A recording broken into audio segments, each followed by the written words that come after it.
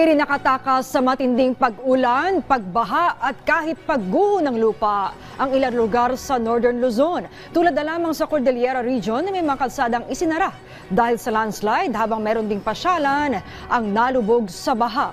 Si Jordan Campana ng PTV Cordillera sa sentro ng balita.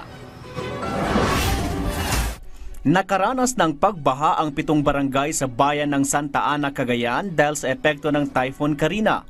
Halos 20 pamilya ang inilikas.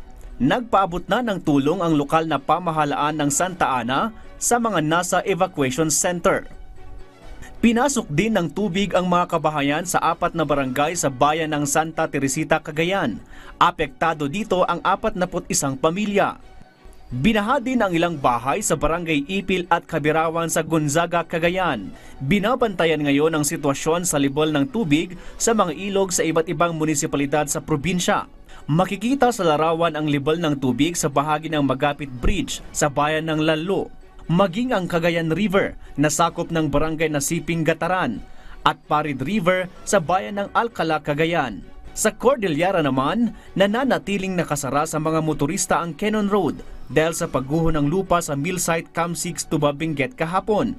Nagsasagawa na ngayon ng clearing operation sa bahagi ng kalsada. Nagkaroon din ng landslide at soil erosion incidents sa iba't ibang lugar at kalsada sa Baguio City. Agad naman itong nirespondihan ng City Disaster Operations Team. Dahil sa malakas na pag-ulan, sinuspinde ni Mayor Benjamin Magalong ang pasok sa lahat ng antas ngayong araw. Muling binaha ang sikat na strawberry farm sa La Trinidad, Benguet.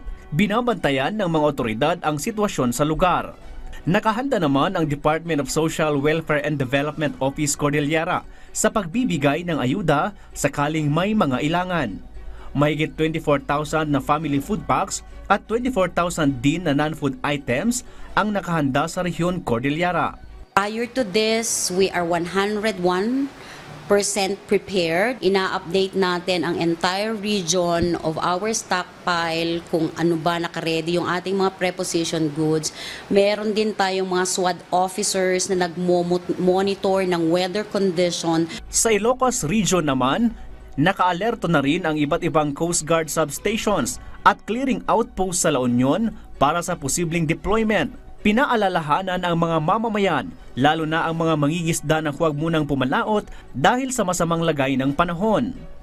Ilang mga lugar naman sa Ilocos Norte ang binaha at isang bayan ang nagsagawa ng preventive evacuation dahil sa malakas at tuloy-tuloy na pag-ulan dulot ng bagyong Karina. 4 na pamilya sa barangay Katagtaguan sa bayan ng Ban na Ilocos Norte ang inilikas. Ang spillway naman sa barangay Estancia sa bayan ng Pidig, Ilocos Norte ay hindi na madaanan ng anumang sasakyan dahil sa umapaw ang ilog.